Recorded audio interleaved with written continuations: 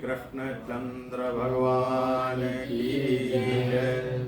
श्री भागवत भगवान की जय। श्री शुकुवाच नाभागो न भगापत्यं यं ततं भ्रातरः कविं यविष्ठं व्यभजनदायं ब्रह्मचारिणमागतम्।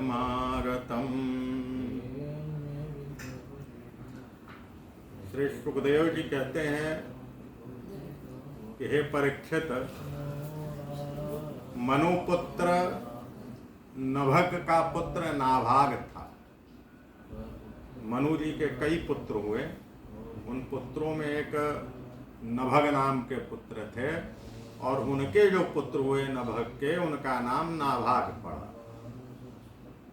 जब वह दीर्घ काल तक ब्रह्मचर्य का पालन करके घर लौटा, तब बड़े भाइयों ने अपने से छोटे किंतु विद्वान भाइयों को हिस्से में केवल पिता को ही दिया।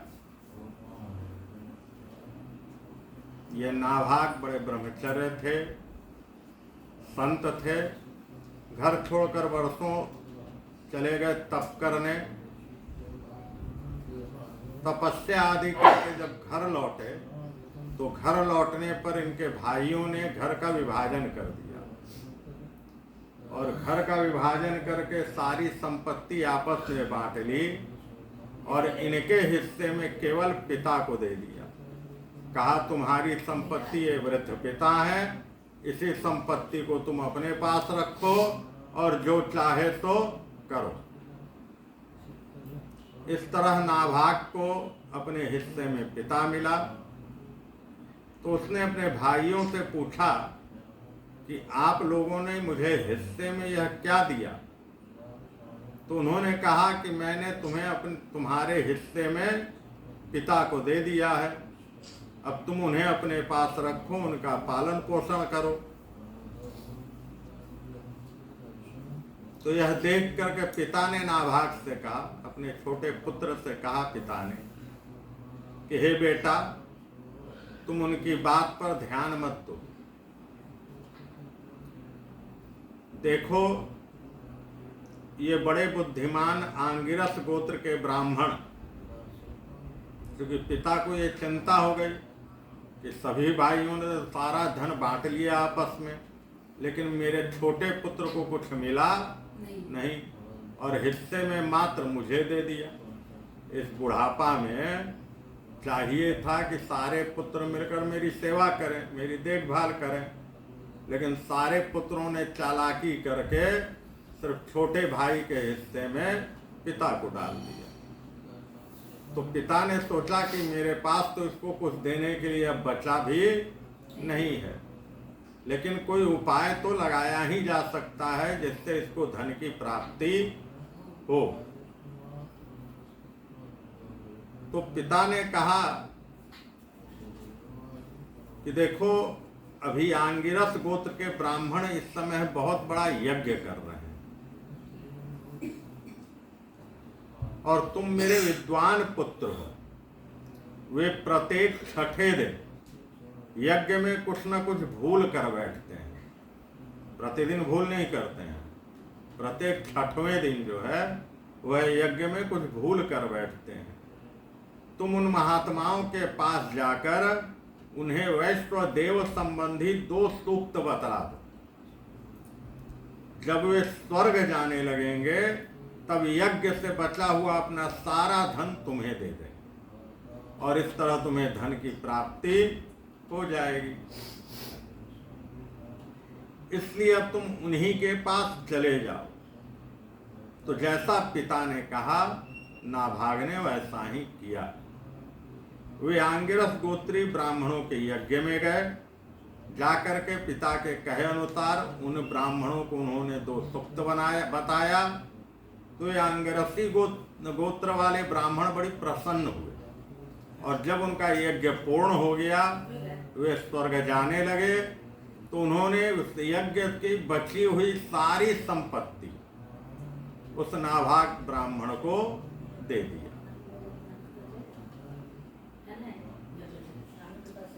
उस मिले हुए धन को जब नाभाग ग्रहण करने लगे, देखा संपत्ति तो बहुत सारी बची हुई है और इतना धन जो है काफी है, तो उस धन को बटोरने लगे। उसी समय उत्तर दिशा से काले रंग का पुरुष आया, भयंकर काले रंग का पुरुष वहां पहुंचा और उसने कहा कि इस यज्ञ भूमि में जो कुछ भी बचा हुआ है वह सब धन तुम्हारा नहीं, मेरा है। तो नाभाग ने कहा कि ऋषियों ने यह धन मुझे दिया है और पुरस्कार स्वरूप उन्होंने मुझे यह धन दिया है। तो इस पर उस पुरुष ने कहा कि हमारे विवाद के विषय में तुम्हारे पिता ही उत्तर दे सकते हैं, क्योंकि यह संपत्ति मेरी होती है और तुम कह रहे हो कि ऋषियों ने पुरस्कार स्वरूप मुझे दिया है, तो तुम अपने पिता से जाकर के पूछो कि यह संपत्ति किसकी होती है और तुम्हारे पिता जो बोलेंगे वह मैं मान लूंगा। तो नाभाग ने जाकर पिता से पूछा, तो पिता ने कहा कि एक बार दक्ष प्रजापति के यज्ञ में ऋषि लोग यह निश्चय कर चुके हैं कि यज्ञ भूमि में जो कुछ बचा रहता है वह सब हिस्सा रुद्रदेव का होता है। यानी यज्ञ करने के बाद, अनुष्ठान करने के बाद जो भी सामग्रियां बच जाती हैं उस पर भगवान शंकर का अधिकार हो जाता है। और यह अधिकार उनको कब मिला? यह अधिकार उनको मिला दक्ष के यज्ञ में। वह कैसे प्राप्त हुआ उनको, वह कथा सुने। कि एक बार भगवान शंकर कैलाश पर्वत पर पार्वती के साथ लीन धर्म चर्चा में बैठे हुए थे, तो उसी समय आकाश से यक्षगण, गंधर्वगण, देवतागण अपने अपने विमान पर अपनी अपनी पत्नियों के साथ बहुत सज धज करके कहीं जा रहे थे। तो पार्वती जी को उत्सुकता हुई, तो उन्होंने पूछा कि प्रभु ये लोग जा कहाँ रहे हैं? तो भगवान ने कहा कि ये सब लोग तुम्हारे पिता के यहाँ जा रहे हैं। उन्होंने बहुत बड़ा यज्ञ प्रारंभ किया है और उस यज्ञ में इन लोगों को निमंत्रण दे करके बुलवाया है, इसलिए वे लोग वहां जा रहे हैं।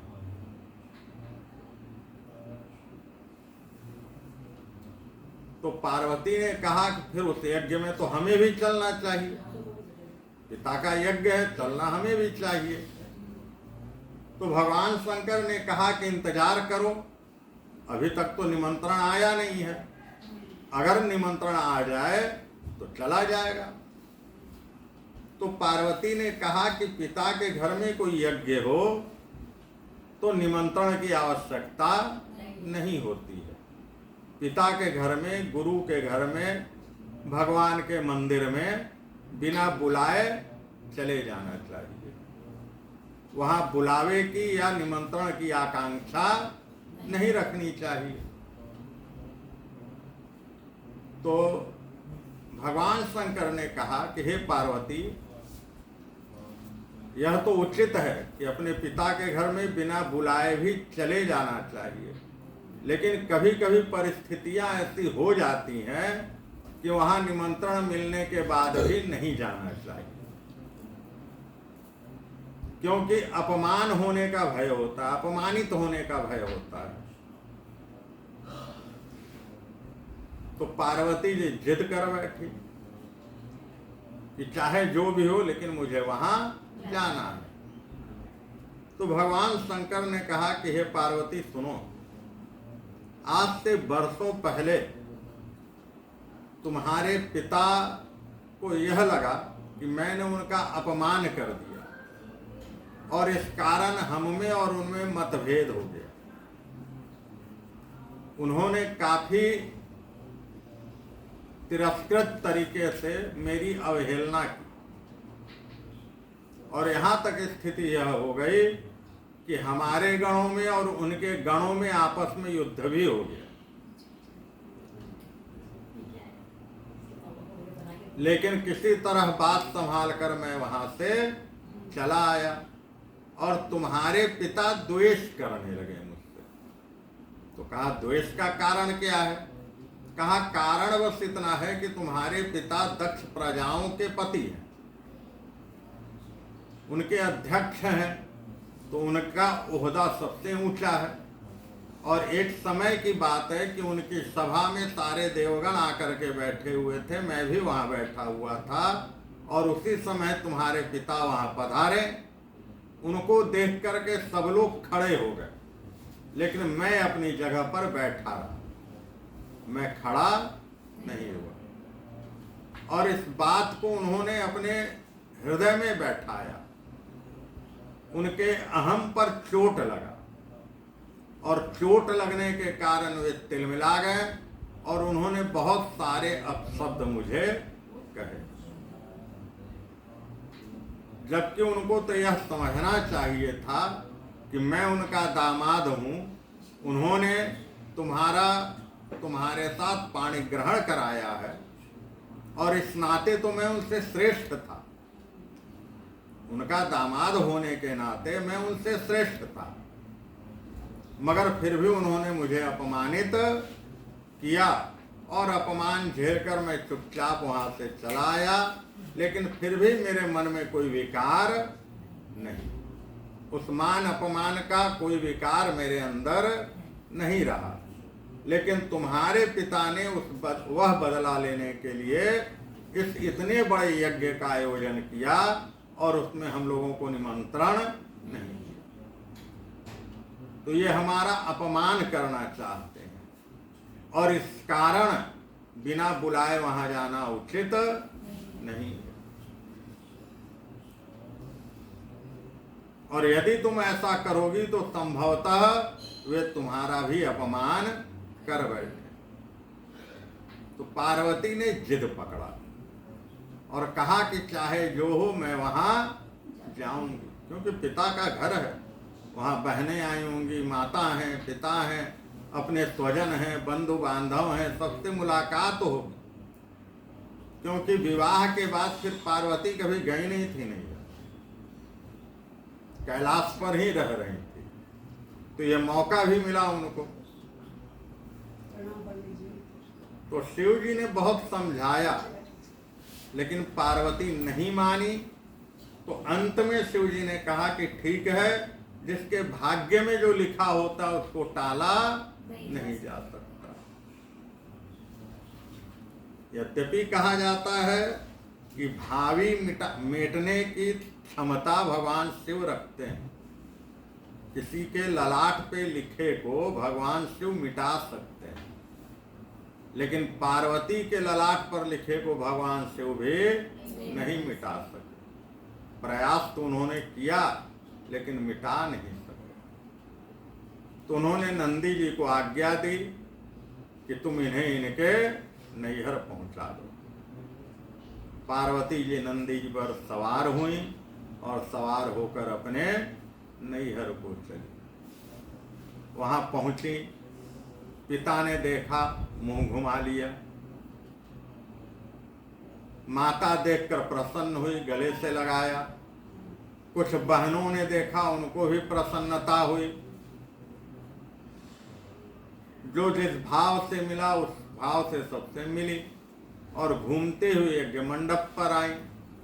तो उन्होंने देखा कि उस यज्ञ में सबका भाग तो मिला हुआ है, लेकिन मेरे पति को स्थान कहीं पर दिया नहीं गया।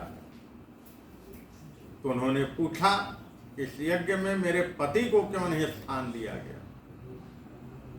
तो उनके पिता ने पुनः पार्वती के मुंह पर ही उनका अपमान किया और कहा कि ऐसे दुष्ट को मैं अपने यहाँ कोई स्थान नहीं देता हूँ, जो बड़ों का सम्मान नहीं करना जानता है, आदर नहीं करना जानता है, अरे वो तो मैं था जो तुम्हारे कहने पर तुम्हारा विवाह मैंने उसके साथ करा दिया, नहीं तो मैं कदापि तुम्हारा विवाह भी उससे नहीं कराता। और कुछ दुर्वचन बोलकर जब भगवान शंकर का अपमान किया तो पार्वती जी क्रोधित हो गए और क्रोध में आकर के उन्होंने कहा कि पिताजी, आपने मेरे पति का अपमान किया है और आपकी